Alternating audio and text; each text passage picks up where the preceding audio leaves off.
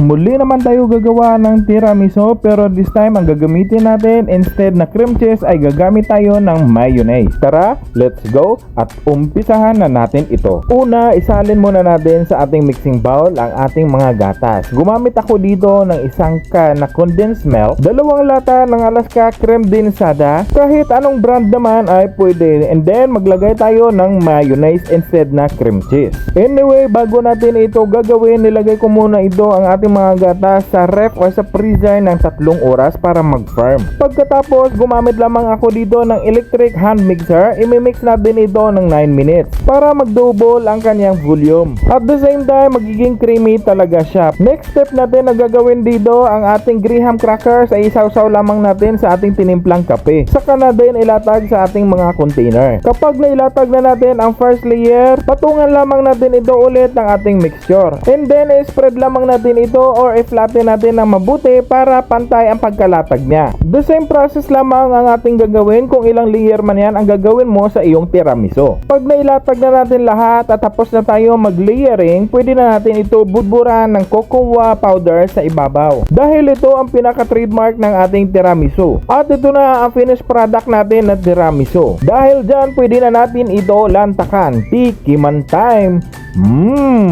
Yummy!